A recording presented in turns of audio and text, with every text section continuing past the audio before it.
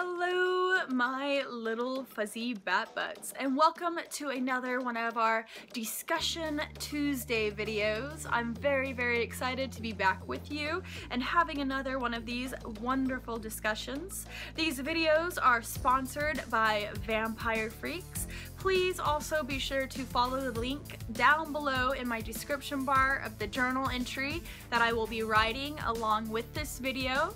The journal entry just kind of goes in further depth of my ideas and how I view whatever topic we are talking about on each Tuesday. So I hope you guys enjoy this video.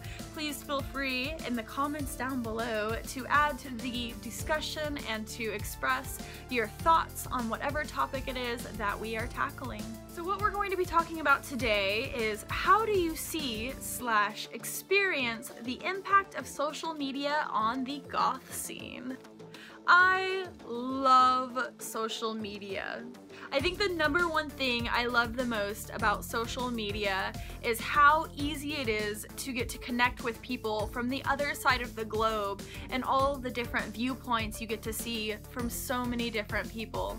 As far as goth goes, I find social media to be such an awesome thing because I have learned so much from people that use social media about the goth subculture. Now in the last video, I kind of talked about how I slowly got into the goth subculture.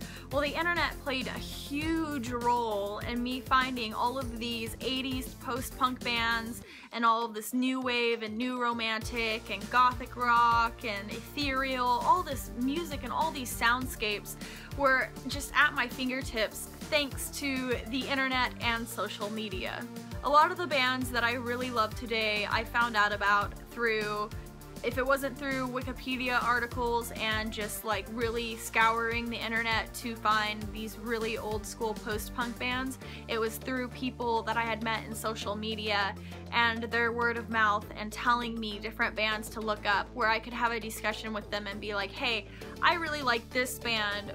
What can you suggest that sounds similar to this? And they'd be able to suggest other bands, and that would open up Pandora's box for me to explore so much more. Social media really just helps so much with spreading knowledge and being able to spread news about new artists and spread news about even like artwork and literature and music. It's just so, I think it's fucking beautiful. And all of the new friends that I've gained from social media, all of these new, like, it can be really intimidating because I live in a very small town, and in this very small town, I hardly ever see other goths out in public. Honestly, I will be lucky probably about 2% of the time of me going outside, which is not very high, of me going on trips to the mall or going out into town to buy groceries, I don't see fellow goths. Honestly, I feel very alone most of the time. But with social media, I'm able to hop on Facebook and I can talk to goths from around the world, and it makes you not feel so alone, and it doesn't make you feel so secluded because you can confide in these people around the world that feel the same as you and that they're into the same things that you're into, and it makes the world feel safer almost because you have these people that become basically family to you because you can run to them and you can talk to them and you can share like your innermost feelings with them. Even with all the upsides of the social media on the goth subculture, if I were to look at any downsides on social media with the goth subculture, which I don't really like doing, I really love to lift up things that are positive, and I really love feeding energy into positivity and feeding energy into uplifting things. I feel like whenever you focus on negativity or whenever you draw attention to negativity, I feel like that makes it live on and that makes it continue.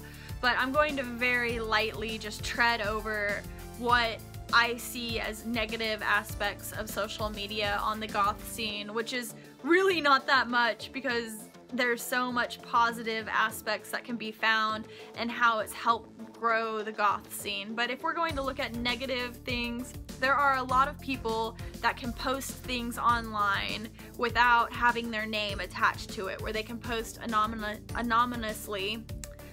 Speech, it's hard. They can post without people knowing that it's them who posted it. So therefore, whenever they can hide behind a computer screen, they say things that they wouldn't normally say to someone's face. And what I mean by this, there's people that will go online and they'll post photos of, I don't know, cyber goth kids, making fun of them. Like literally we'll take a photo of some cyber goth kid and we'll just deface it. I remember that there were these death rock kids once upon a time that made this little Tumblr page where they were making fun of all these other little branches of goth that weren't death rock, and they were being pretty brutal about people, and they were even making fun of people within the death rock scene. And then there's been a couple of Tumblrs like that, even with like bands and things of that nature, where it's just like Tumblrs that are devoted to hating on someone or trying to rub their name through the dirt and just trying to really drag them through shit. And I think that that's the main downside of social media, is that sometimes people can get away with doing things and not be held accountable for their actions. So they continue to do these things, and it's an outlet for them to bully and be mean. My counteraction for those kinds of situations is to ignore them and don't give them the publicity that they're trying to get, and don't feed into it. So if you find something like a goth website where they're making fun of other goths and trying to play the gothier than thou card by making all these anonymous posts about different people within the subculture, don't subscribe to them and ignore them and just fucking shove them under the rug, because who needs the negativity? Honestly, most of us goth kids have been discluded from our families, and a lot of us goth kids aren't accepted by society, and we really just kind of get bullshit and attacks from all sides. So why would you attack somebody else that's in the goth subculture whenever you've already gone through so much scrutiny and you've already gone through so much bullshit as it is? Why would you go and put that on someone else? I don't understand why anyone would attack somebody else that's within the same subculture, because you understand how you've been treated, so why would you inflict that on someone else? It's a very simple thing. Like, don't do something to someone else. Do unto others as you would have them do unto you. It's very elementary. We all were taught that whenever we were a little kid, so just hold true to that. So like I said, I don't want to harp on negativity, so I'm going to end this video with a couple more positive notes on social media with the goth subculture, talking more selectively about certain social media platforms we have. With Facebook, I think that it's really awesome that we can connect with bands that we really, really love. They can post tour dates, new music videos, they can ask us questions and interact with us.